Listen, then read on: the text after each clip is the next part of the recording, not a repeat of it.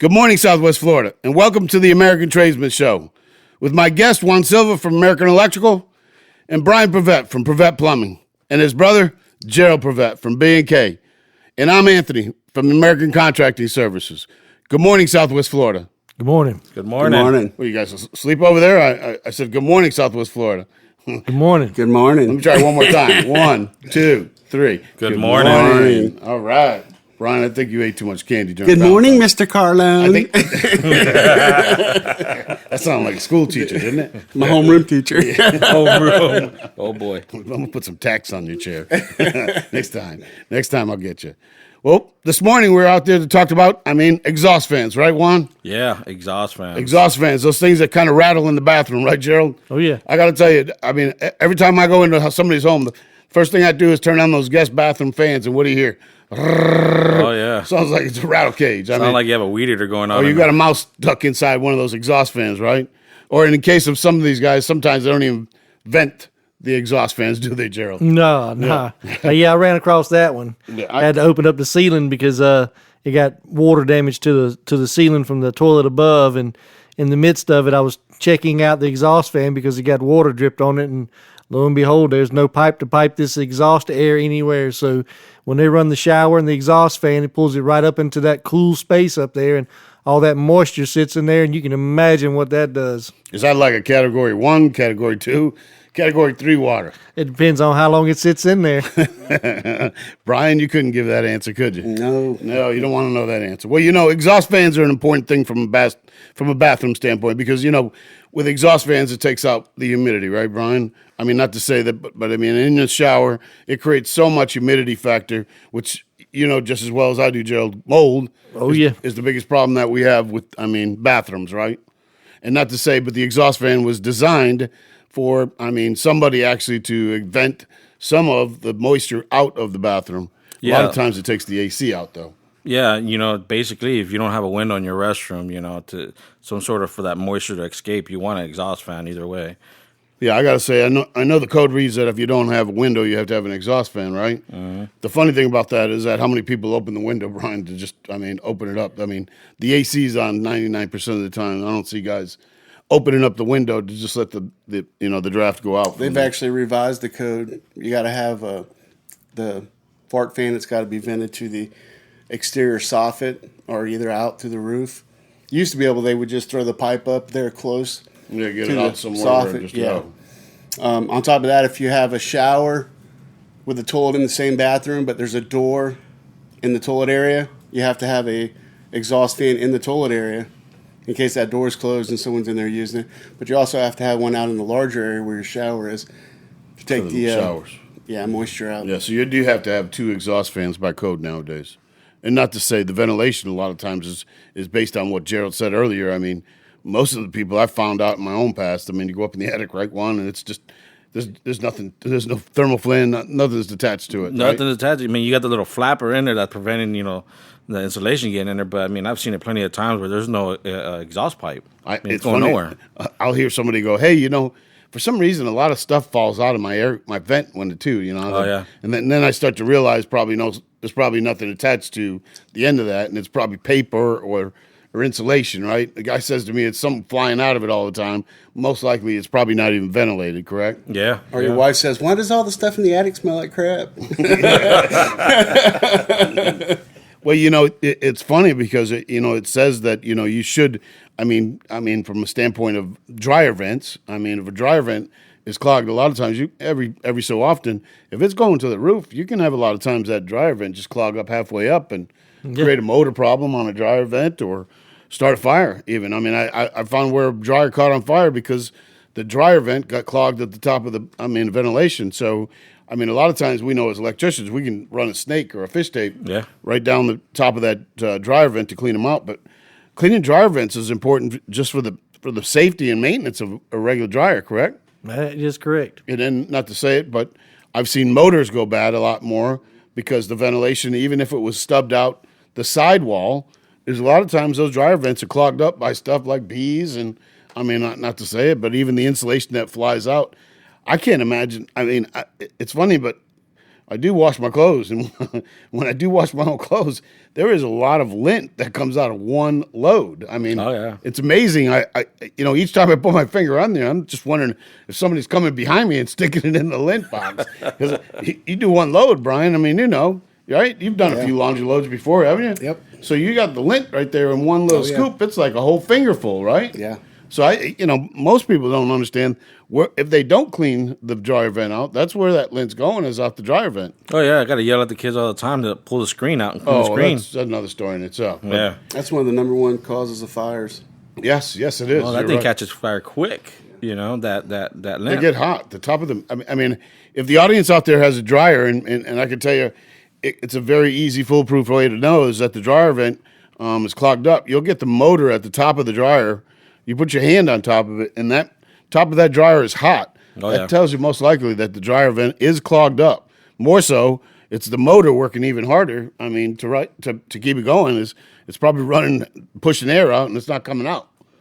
So Yeah, instead of the air circulating out, it's circulating within the housing of that dryer. yeah, And it's it becomes hot just because the motor is working harder and because it can't ventilate. Or worse yet, it can't push the lint because it's your lint screen's only going to catch so much, and then you're going to have the exhaust on there that's going to push the lint out.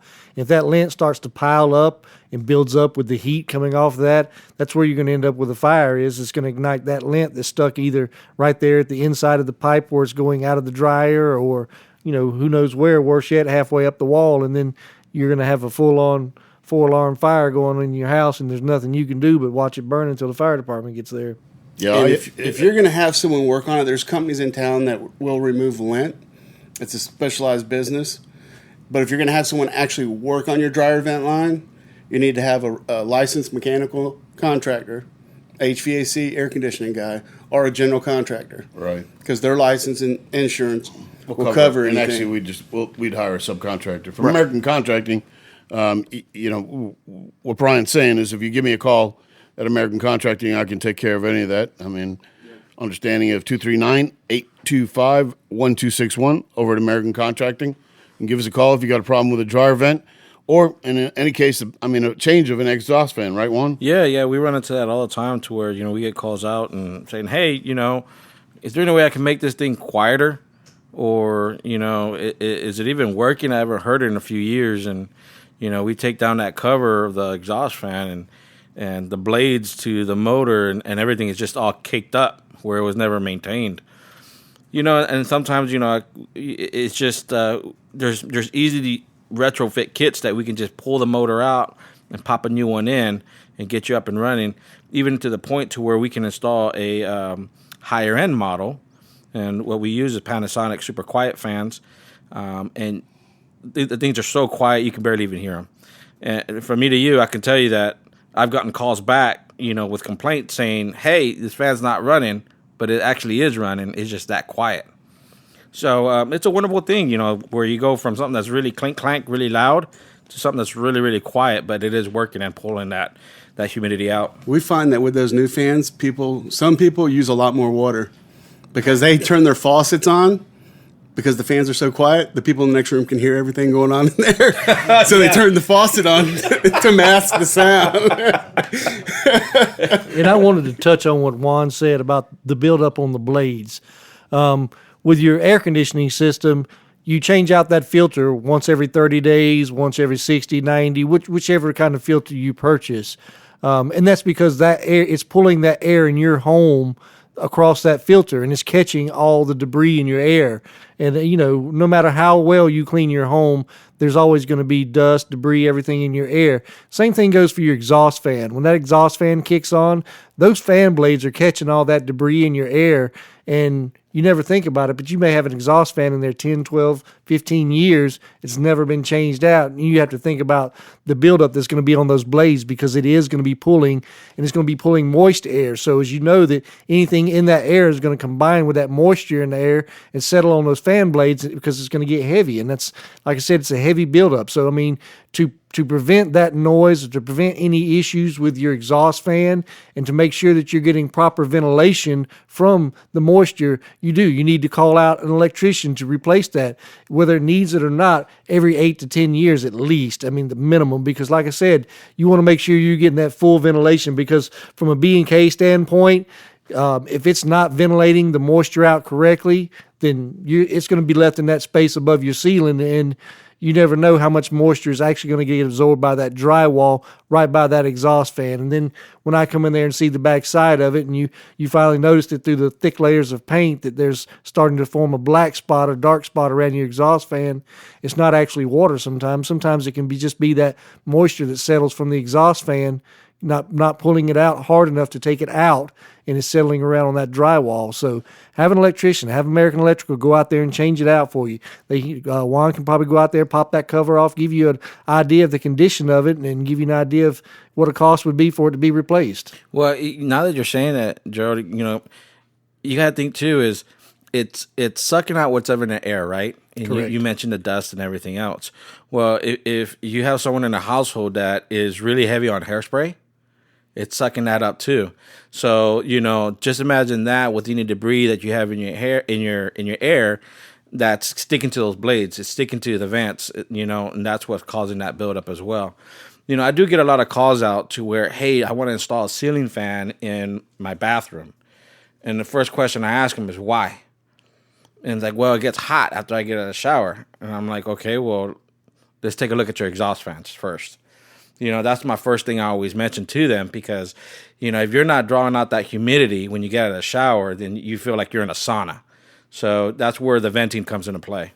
And ceiling fan, it's not going to do good anyway, because the moisture in there is going to droop the blades, and you're not going to be It just happy. pushes air around that's hot, really. I mean, one of the things that from a mechanical standpoint, is that, when you're in the bathroom, the air conditioning is blowing cold air out of the ventilation, and then it's also sucking up probably cold and hot air from the exhaust fan, so it creates even more moisture. I mean, if you've gone into bathrooms and you smell that moldy smell, right, most people recognize that it's a mold probably from the tile and the drywall, and over the years the wall's sweating around the drywall inside the block, and that's created that smell of mold. And some of the things that people don't understand is that bathroom probably after 10 to 15 years is probably a haven for black mold, right, Brian? Yeah, especially if you have a home that's, say, 30 years old, a lot of times with the old school, they would take and put a layer of insulation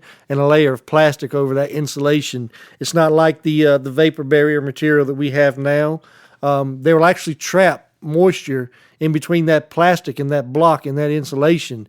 And sometimes you can pull off some of those older drywall walls like that, and you'll actually see where there's water that's dripping down that plastic, because that was just the way they built them then. And It was the ideas of how they had to be able to insulate sometimes. correct, and that that is not an efficient way, and it actually will hold moisture, and it will cause a microbial issue and a must smell that's in your home. Yeah, one of the things you say a lot of times is around the windows is that there'll be a lot of black mold around, especially lower parts of the windows. And I see black mold every time I pull drywall off. You'll see it down there. And we know nowadays, from an insulation value, we do a little bit different from the insulation on the block walls. But, one of the things I tell people from an air conditioning standpoint is to also get your humidity correct in the house, because that's part of the problem problem for air conditioning, because a lot of people think that putting the air conditioning at 65 or 64 to 8 degrees means it's going to get cold, but what it does is it takes the air temperature outside and take the air temperature inside.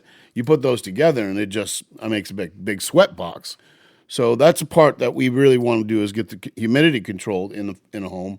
And if you're insulating, make sure that you re-insulate after 10, 15 years in those attics. Even if you blow insulation in, you're going to get a little bit better R value up in that attic, because I know from an insulation standpoint, electricians, plumbers, everybody gets up there and starts throwing that insulation around to add recess cans and to put in lights and boxes. And next thing you know, there's no insulation up there. A guy pulled it out of the ceiling, had 9 feet of it in the bottom of the ground, never replaced it again.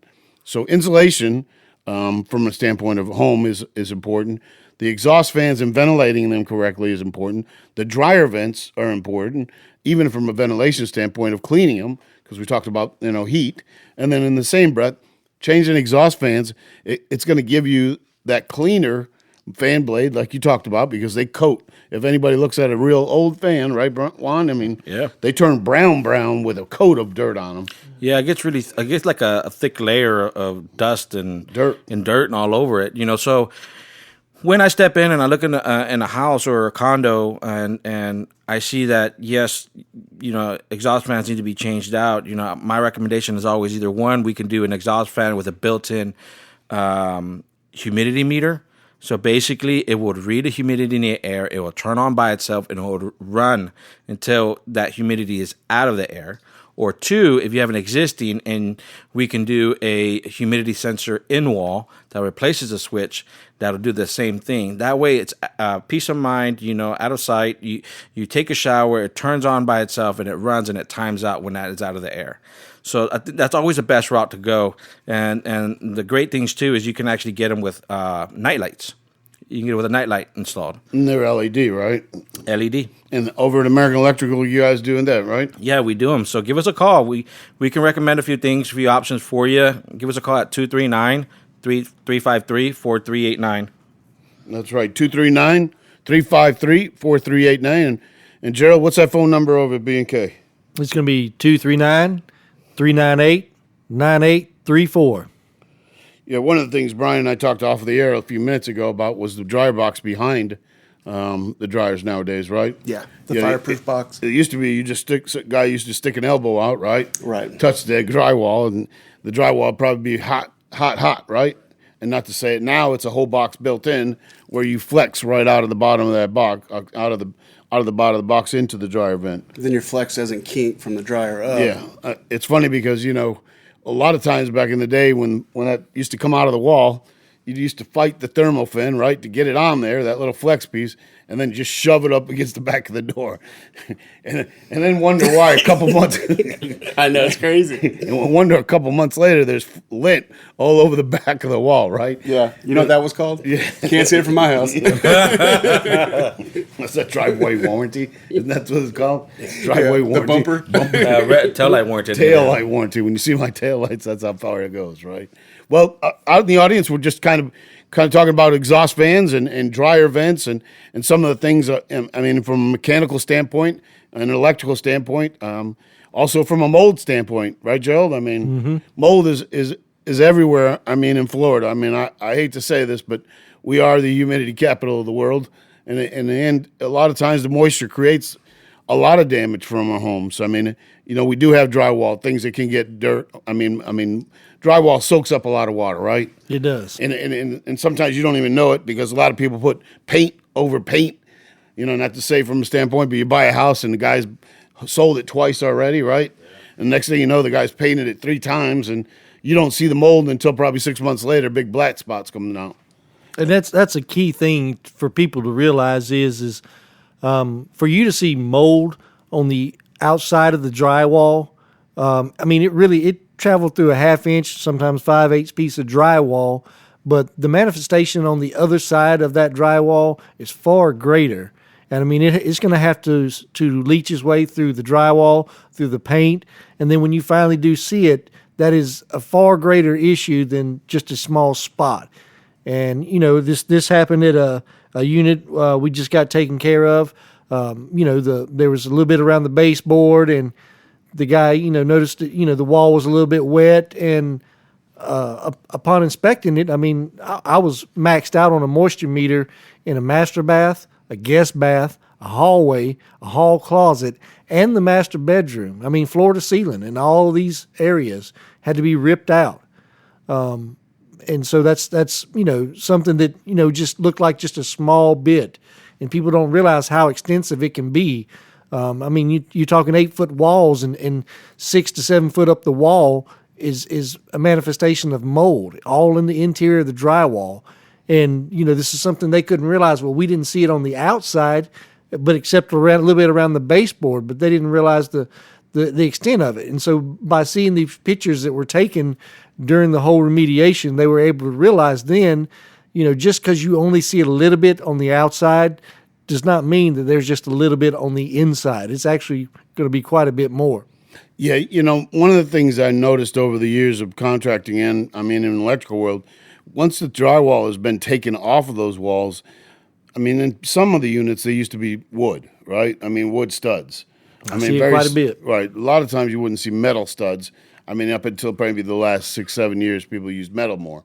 But the drywall is attached to the wood. So a lot of times it would rot, right, from the outside of the drywall. I've seen where stucco is on the outside, comes in the inside of the bathroom, and by the time it's done, water hasn't come half-inch through, but it's come through almost 6 inches of wood, 4 inches of drywall. By the time you're done, you got a 10-inch molded wall. And rotted completely. And that is correct. And a lot of people will say, well, I'll just pull the drywall off and I'll bleach it. Bleach does nothing to kill mold. It will discolor mold for a short period of time, but bleach does not kill mold. And that's something many people don't realize. Just on target. Just on target. I ain't seen it ever get soaked into something. Bleach is like if you've ever had a girlfriend that bleached her mustache. Jesus. Right, you don't see it, but it's still there. You can feel it. Just like with mold, you can feel it because your throat will get raspy, your sinuses will start sneezing. And so eyes get watery. Yeah. So when that happens, if you have somebody come in, don't let them just remove the drywall and throw some bleach on there. If you're going to have some drywall removed that's molded, take the precautionary steps. This area has to be tarped off, taped off with plastic, 6 mil plastic, fire resistant. You have to have an air scrubber. What people don't realize is when you start tampering with mold infested drywall, you're going to spread those spores. You have a pressure being pulled from your AC unit, and if that mold spore gets into that AC unit, your ductwork's shot, because it's going to spread. It's going to manifest, especially in your AC unit, because it's going to be in there where moisture is going to be at. And it's going to push it to another part of the house because it's going to travel through your ductwork. Once that mold spore gets in there through your return and hits that coil where there's going to be moisture all over that coil, it's going to spread like wildfire. And people don't realize, how much that can spread. But, not only that, but, the wood walls in there, they have to be sanded. You have to remove. They can't just be wiped off with bleach. You have to sand them, treat them.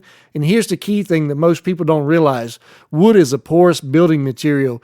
Even with sanding, treating it with an antimicrobial, you're never going to get rid of all the mold spores. It's impossible to get rid of all the mold spores. They're going to be throughout that piece of wood because it is a porous building material. The only way to eliminate any threat with that wood in that wall is to use a chemical called encapsulate.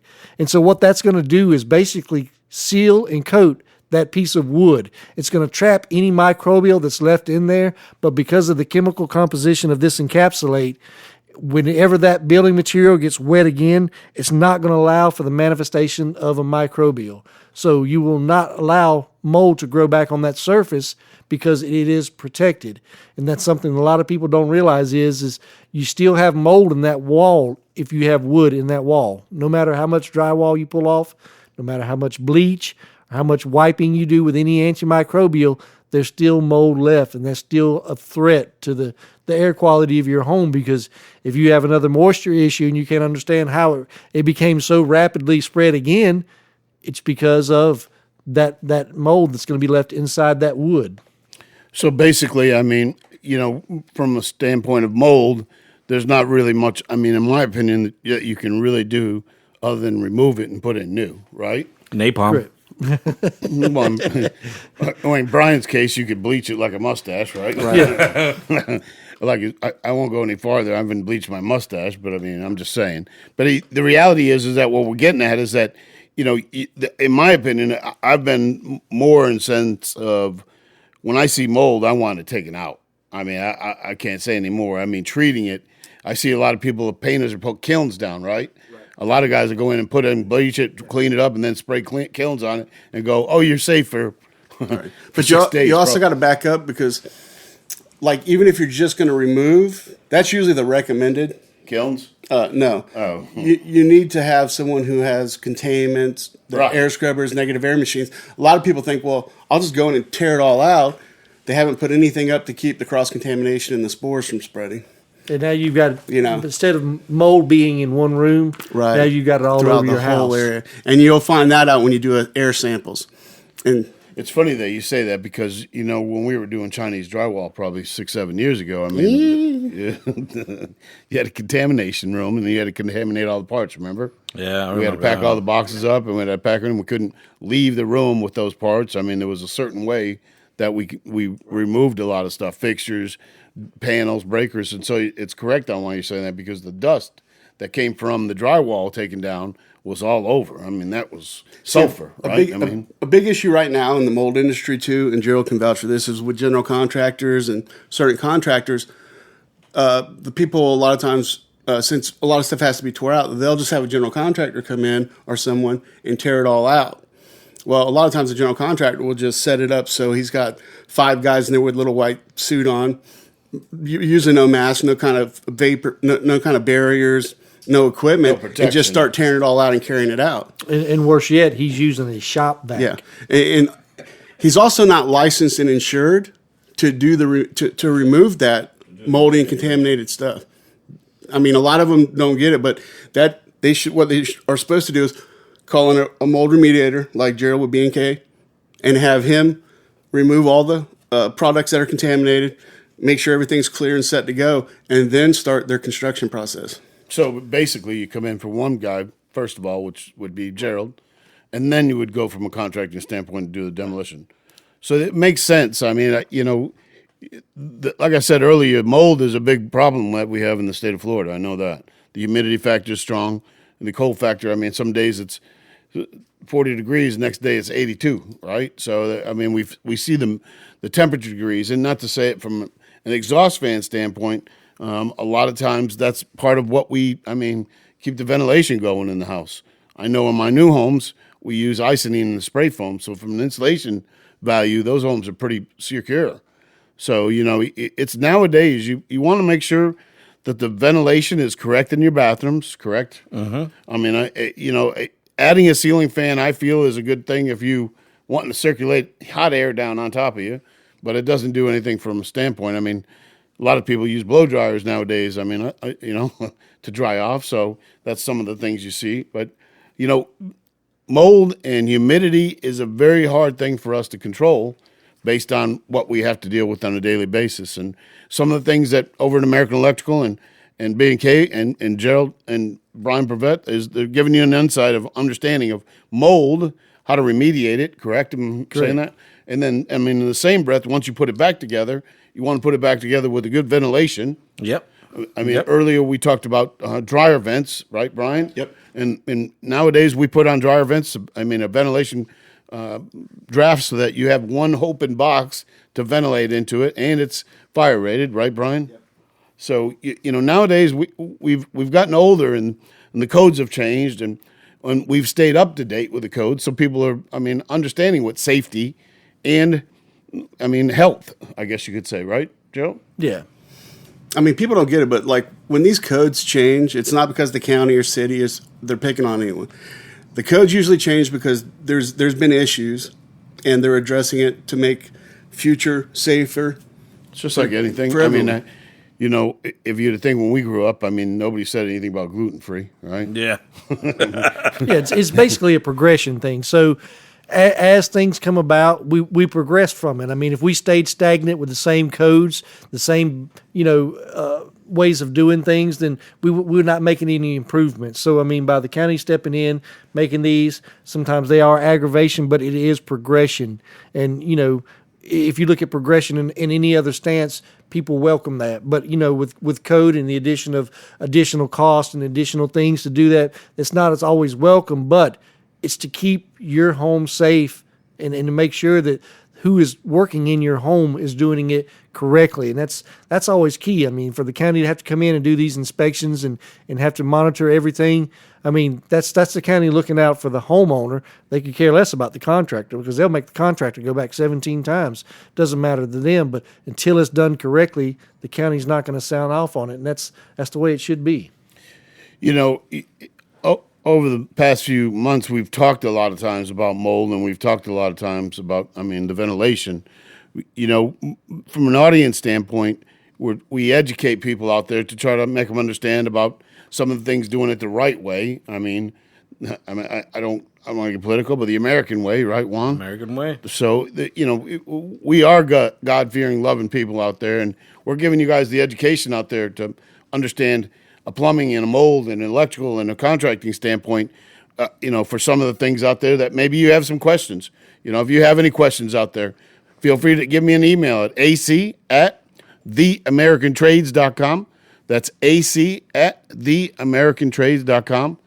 And you can give us a call over at 239-825-1261 over at American Contracting. You got any questions, email me, or feel free to give us a call, and I can kind of answer any questions you got. If you got any questions out there for contracting, or when you should pull a permit, or when you shouldn't pull a permit, when you should replace the plumbing, and when you shouldn't replace the plumbing, right, Gerald? Mm-hmm. Most of the people don't know. Again, I had a home inspection today for my house for insurance. Out of nowhere, they called me and said, I got a home inspection. You laugh, Juan. So I had a home inspection, and, it's funny because these guys show up out of state. I ain't never seen a guy that's come from Florida, that's a general contractor, and he's been in Naples for 50 years and goes, oh, yeah, I'm a home inspector, and he's got no license. I don't understand that concept. He's got no insurance. He's just the insurance's adjuster. Does that make sense? To me, it was kind of a way of the insurance company coming in the house to make sure my house is in a good shape. And the first thing he said to me was, is your house got CPVC or PEX? And it was funny when he said that, because they check underneath the sinks now. So what they do is take pictures underneath the sinks, make sure that you don't have a mana block system. He says, it's funny, you don't have mana block, but in Texas, we have a lot of mana block. And I said, well, it's funny because on the radio, this is what we talk about. The mana block is probably dangerous to have.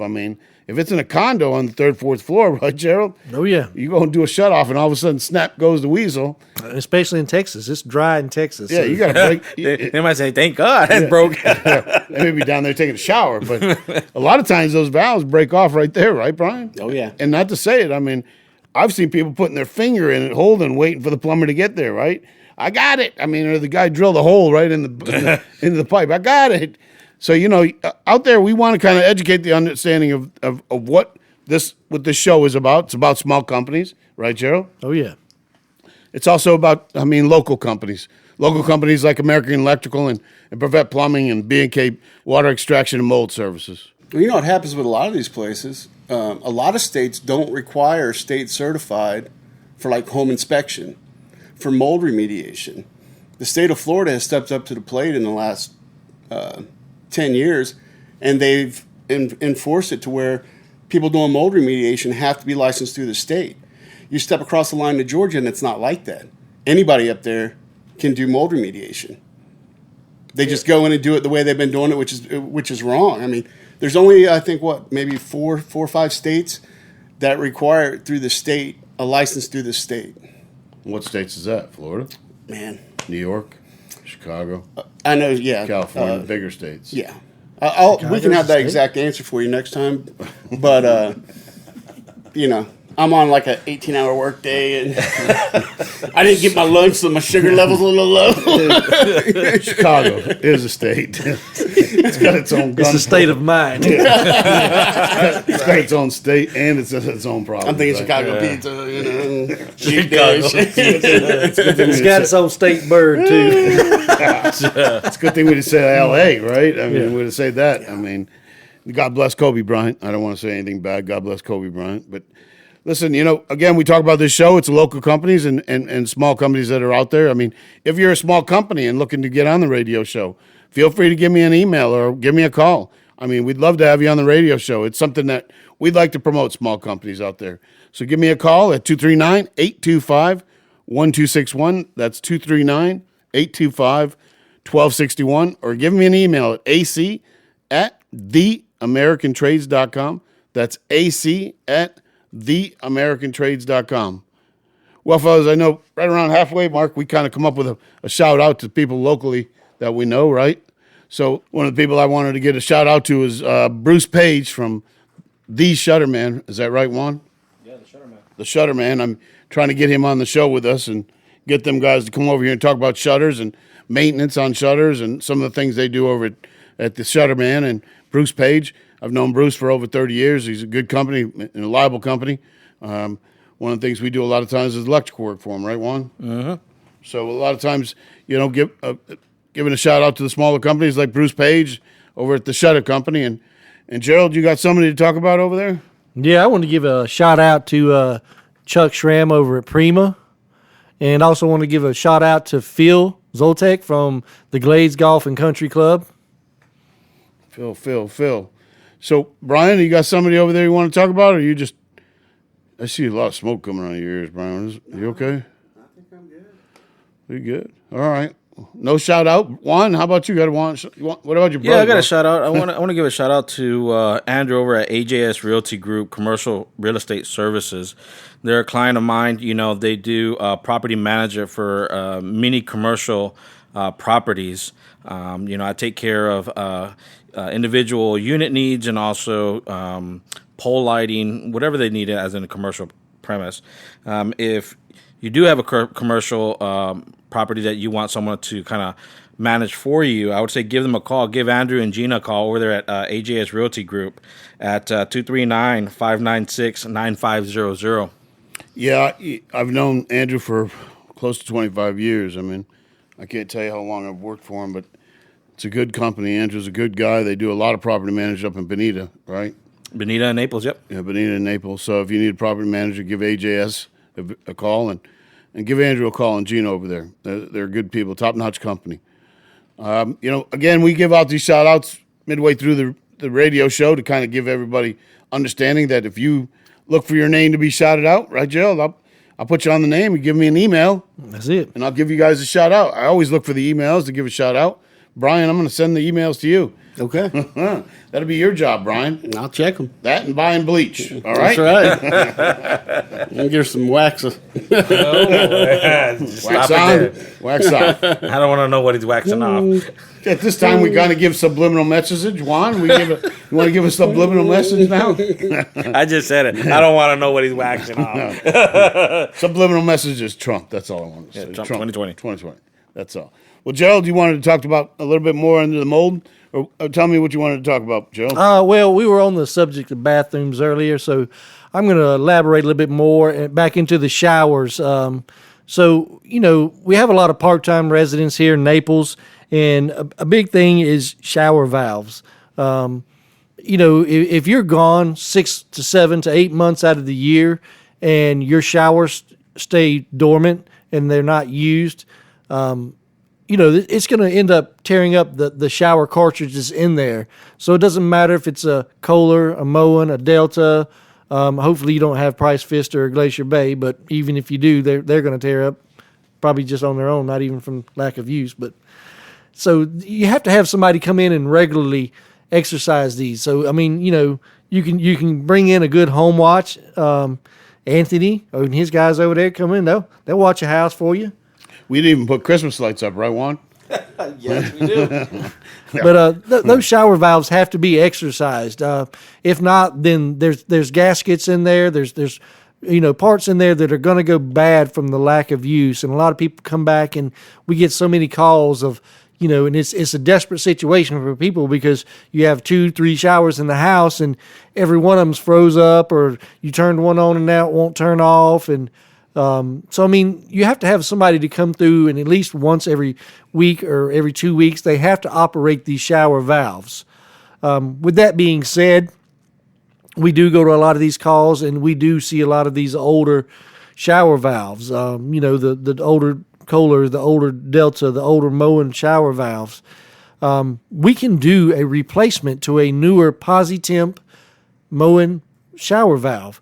And a lot of times you have the some of the older condos that have the 2-handle shower controls on there, and we can actually remove those, put a new single-handle Moen PosiTemp shower valve, and it will have to use a remodel plate. But, it's a nice look, but you're getting a brand-new shower valve, and, it comes with a new trim, so you can get in any finish you'd like, chrome, the brushed nickel, or stainless steel black, Brian? Oh, yeah.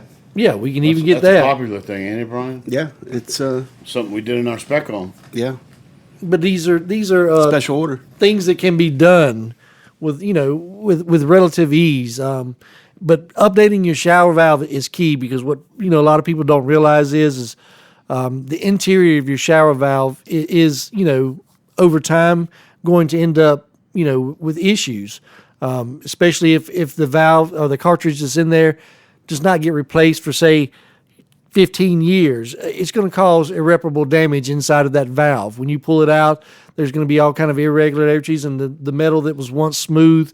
And what happens is, over time, that causes issues with the balancing. It also causes issues with being able to seal it. So if it's not able to seal, it will not close properly. So that means that you're going to have a drip. So, this is something you need to definitely have replaced. Like I said, we can come out, replace that cartridge, but all in all, if your valve in your wall is 15, 17 years old, I would recommend saving that money, because, over time, it's just going to, get to a point where it's going to have to be replaced anyway. Go ahead, update your bathroom. Sometimes just that little bit, by replacing that valve, we recommend Moen. That's the brand we recommend. A lot of times we can come in with a brand new Moen valve, the remodel plate, the brand new trim, the brand new cover for your drain, and you feel like you'll have a brand new shower without having to demo and redo your whole shower. Like I said, if you're one of those people that have the old 2-handle faucets, you really need to get rid of that. The cartridges of those are starting to get obsolete. There's actually only one place in town that I can order those from. And I mean, there's just so many people getting away from it. Some people have the old school Simmons valves in their walls. These are getting to where you can't get the good cartridges like you used to. They're the cheaper made cartridges. They're still expensive, just like the older cartridge, but they're not made as well. They're made in China because that's the only place that's going to make them. Get your shower valve updated. You will be amazed at the pressure, the water that you will actually save, and just the way that your shower will look so much better updated. When you're talking about updating the bathroom, that's sometimes people get cringed because the tile and 1990s, right? Yeah. It's an older tile, and all of a sudden I'm going to put That pink tile. that black stainless steel on it. May not look right. So some of the things that Gerald's talking about, they can do obviously in a blend white tiles on some of these normal tile jobs. You can do a swap out probably pretty quickly, right? Yeah, I mean, it's very easily. Like I said, replacing the valve is not very tough. There's 2 ways to go about it. You can remove it from the tile side, put the remodel plate, or if you have access to the back side of it, if there's a closet on the back side of your shower or something accessible, sometimes you can just remove the drywall from there. But a lot of times, just updating that and getting just the shower valve and trim replaced will bring new life to your bathroom without having to do a complete remodel and replacing all this tile. I mean, like I said, we just end up taking that off, cutting out just a little bit of the tile that's there, covering it back with the remodel plate, and you're good to go with a brand new Moen shower valve. I got to kind of agree with you on that. And, you ever hear the saying, a body in motion stays in motion? So it's almost like you're saying on Brian, For lotion, keep it moving, keep it lubed. So basically, it's like in my world, you have to exercise your breakers. If you don't exercise your breakers, they get stiff. They get locked in place. So then when you do have a fault, they don't trip. They stay locked on.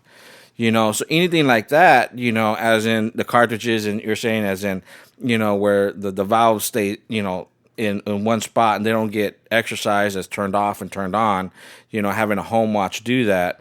I mean, I can relate to that on the electrical side. For us, it causes issues. Earlier when we were talking about, changing the valves, one of the most important things I hear about is water pressure, right? Correct. I can't tell you enough. A lot of people, I go into their bathrooms and they go, well, can you get me more water pressure? And, a lot of times the water restrictions, right, are on these new valve setups. I got a toilet that doesn't put no water in the bottom of the bottom, so it's really kind of the conservative of the water game. But people want water pressure nowadays. That's the biggest thing, right? Oh, yeah. And then, like I said, that can be achieved through different methods. Just have us come out. We can take a look at it. We can try to go from there. Another key thing is on the older Moen valves. Like we get a lot of calls about this. If you have the older mowing valve that you have to pull the knob out to activate it and turn it left or right to get hot or cold, when that starts to get like it's feeling like it's got a sticking spot or it gets hard to pull out, your cartridge is going bad. Give us a call to replace it, because what's going to end up happening is you're going to end up tearing up the cartridge, or worse yet, it has a rubber gasket on the outside of that cartridge, and there is small ports inside that valve, and sometimes that rubber will shred, and what happens is it gets caught in that port, and when you do, you're no longer calling me for a cartridge replacement, you're calling me for a valve replacement, because once that gets lodged in the valve, for the labor and the effort that you're going to have somebody in there trying to fish that out of the body of the valve, or worse yet, it gets stuck halfway up to the shower head, and then you're trying to fish this out of the shower head. When it starts to get to that point, don't let it do detrimental damage to where now you're going to have a full-on, repair job and replacement of the valve, and may require pulling some tile because we're going to have to get to a shower head line. So go ahead and give us a call over there at Prevette Plumbing. The number is going to be 239-596-5533. Say that one more time, Gerald. It's 239-596-5533. Well, again, we're over here talking about, water valves and making things safe. Again, we're talking about, now convenience of these older valves that are in your home. One of the things you talked about, I remember as a kid trying to pull out that tub diverter, and I couldn't even get it out. And I had to tell my mother there's only a little bit of water coming out of it, right? And then a little bit of water wasn't even hot water, it was cold water, because I couldn't turn the diverter to get to the right way, right? Mm-hmm. So, I could tell you that over as a kid, younger, I remember those tub diverters really sticky and not working well. Well, Juan, I wanted to kind of go back to you, because one of the things we talked this week about to a local church, right, out in Fort Myers, was LED lighting in the pew, right? Yeah. So, we spoke about, doing LED retrofits in our last show, and in different areas that we can do this in. Actually, I just got a call for a church, and then also for a project that I'm doing at the Vineyards. We're taking out existing 6-inch recess cans, everyone calls them hi-hats, that had PO lamps, fluorescent lamps in them, and they want to get those converted to LED. Now, there's two ways you can do that. There's one way you could do it to where you just direct replacement. You take the lamp out and you put a LED lamp in, which I don't tend to like to do that, but you can do that. It's the economical way. Or you can do a retrofit kit where we take the hi-hat housing out, the frame, the junction box stays in the ceiling, and then we just insert a new retrofit LED kit. That's the hi-hat housing with the whip for the connection. We plug it into the existing junction box, pop it into place, and you're good to go. LED has been around now for the last 7-8 years strong. One of the things that people used to ask about the ROI, the return on investment on it, was, how much more am I going to get from a savings standpoint? And if you have areas where you have to get into with a big ladder, right? Or scaffolding or a lift, it's the time and place that you always have to get that scaffolding built or get that lift in there to get high, where these retrofits of these LEDs nowadays, you pop them in and they're 100,000 hours, 10 years, right? Yeah, 100,000 hours. And I'm glad I want to touch base on the ROI. That was the biggest deal in the beginning of all this is, the return on investment. And in the beginning of this, 7-10 years ago, that was a big deal. It's like, okay, I'm going to spend X amount of dollars on retrofitting all of my pole lighting, for example, my parking lot lighting to LED. When am I going to get my savings? When am I going to get my money back? Well, that's a good thing nowadays too, but you don't have to be so concerned because the cost of LEDs has dropped dramatically because the competition has grown to where there's many manufacturers producing it now to where you can source it, you can go across these manufacturers and you don't have to pay the high-end prices anymore. Yeah, and not to say it, but the American products are a much, much stronger and better product from an LED standpoint, which is the products that we use. Yeah, I like to go with American made. The reason being it's warranty. Warranty. Right. You wanna go with a company that's gonna stand behind their warranty. And that's my biggest deal at American Electrical is if I have an issue with your product, I want to turn around to my outside sales representative and say, hey, I bought this 2 years ago. I got a 5-year warranty on it. I need a replacement.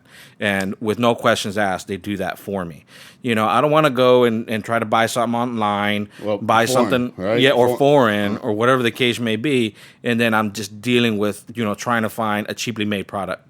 Yeah, like I said, when the LED world started to come out, we had a lot of Chinese stuff, obviously. Mm-hmm. Hopefully it isn't the coronavirus, right? Yeah. Brian, be careful. And I said Corona, not beer. Oh. There's a different story. Is it the lime or? It's the coconut. But, the LED bulb came out and it made a mass exodus to the United States from all over the world, right? With the LED diodes and divert. I mean, the whole big thing about, LEDs and their drivers and how long they'd last. I mean, one of the things I've always been questioned about is that I've always told people the heat that comes off of LED. And the first thing they say is, oh, it's not supposed to give off heat. But they don't realize is that most LEDs that are having, what we call a thermal fin, right, based on the backside of that light bulb, is the disbursement of the heat from that LED driver that's built in. And that does give off heat. I would tell you to take the bulb out and feel the back of it, right, Juan? And that'll tell you how hot it is. Yeah, we're so accustomed, whether it be through an incandescent bulb, through a halogen bulb or xenon, whichever gas you're using, metal headlight, we're so used fluorescent. You're so used to getting that radiant heat from the lamp pushing outward towards you where the light is. As for the LED, it's the opposite. It's the backside. It's the backside that you got to worry about, where the heat sink is at, where the thermal fins that Anthony's saying is where it disperses that heat. Yeah, that's a lot of the failure that I found in the past years when those, overseas bulbs came out, was that there was no thermal fins, there was no way of dispersing the heat, and what it was doing is they were burning them up on the backside, blowing up. So LED, has come a long ways from a longevity standpoint, but from an American standpoint, American product standpoint, we make the best products in America, hands down, but these LEDs that we're getting now from, American built, is definitely the products that we use all the time, and with a better warranty and a faster warranty. It's funny, when we order from Amazon, you're not really sure where it's coming from, do you? I have no idea. I've bought so many products over the years, and all you have to do is look on the backside, and it says Mayfair, but then it says China. Made in Mayfair, and then it says China on the bottom, and I start to cringe because we don't really get the opportunity really out of Amazon to find out really what they're selling. You buy a light fixture, just as well as I do, we put a chandelier in the master bath of the spec home, and this is the good part, is that the tube or the tombstone was Euro built, so the bulbs we never even we couldn't even find the bulbs anywhere, right? Yeah, that's the one of the biggest issues that we run into in electrical is getting European based fixtures, LED bulbs, or even the LED bulbs. So, in going back to what you're saying in the LED bulbs, yeah, I could find them on Amazon, European based, but they're not American made. The price is a little bit European. Yeah, and then you're trying to convert an European LED made bulb that's 220 volt, and here in the U.S. our fixtures are 120 volt. So you just run into all kinds of issues, and those are things that we can tackle easily over here at American Electrical. Here's one of the key things you have to think about is when you get those packages in the mail, those little air bubble things that come in there that secure the packaging. Everybody loves popping. Remember now, those come from China, so don't be popping those things. That's that Chinese air. Is that the coronavirus also? Yeah. Yeah, I heard about that. Coronavirus comes in everything right now. It's funny because I think we should just stop exporting from, China. Think about it. We got in drywall, cabinets, concrete. Everything we've gotten from the China world is something dangerous. They've probably been the ones sending over the cancer. So it's very, very hard to think about it. But over at American Contracting Electrical, every product that we use is American built. Over at Gerald and Brian Prevet, over at Prevet Plumbing, they use American products, right? Oh, yeah. Everything they do is with American products. This company is about American companies, small companies, right, Brian? Oh, yeah. A lot of people out there, need to understand that, we work on a shoestring budget for a little radio show just to kind of get our name out there, and also get others out there to kind of understand that they're small companies. And then, to get our opinions on some of the products out there and some of the codes and some of the things that we run into on a daily basis to educate most of the people out there. Again, a lot of these things are educational. I mean, if you have any questions, feel free to email me at ac@theamericantrades.com.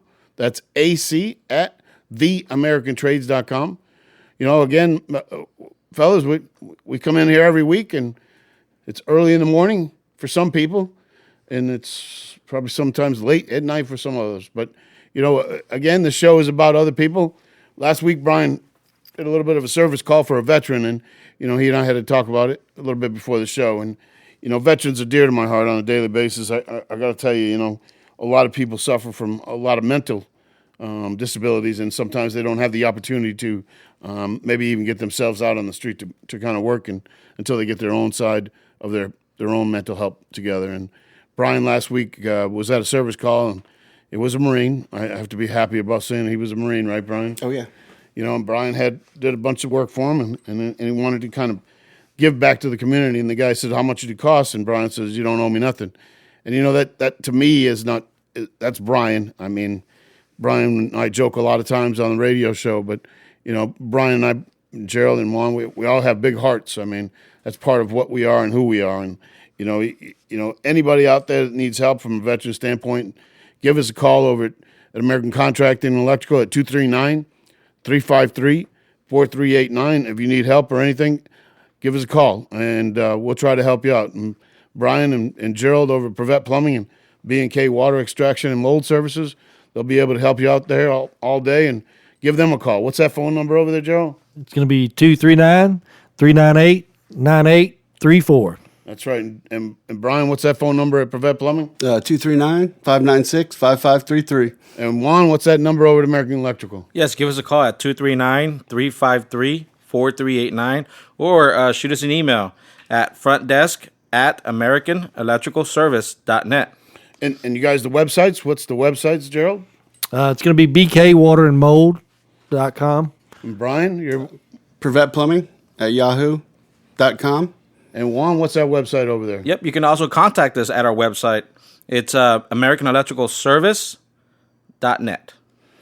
Well, fellas, I want to close up the show. Again, I'd like to thank you guys every day that you come in here on Saturday mornings. We give up our own time to give out educational time, right, Brian? Oh, yeah, I'm missing cartoons. You missed. Yeah, they're coming on. Don't worry, it's coming up soon. He loves the cartoons. He likes to sit in front of it and eat the cereal. Eating his Wheaties. Do you eat Lucky Charms, Brian? Are you a Lucky Charms kind of guy? Cocoa Crisp. Cocoa Crisp. Oh, yeah. I'm a Lucky Charms kind of guy. Well, I want to thank everybody out there in the audience listening to you, and God bless America and Semper Fi. Hoorah!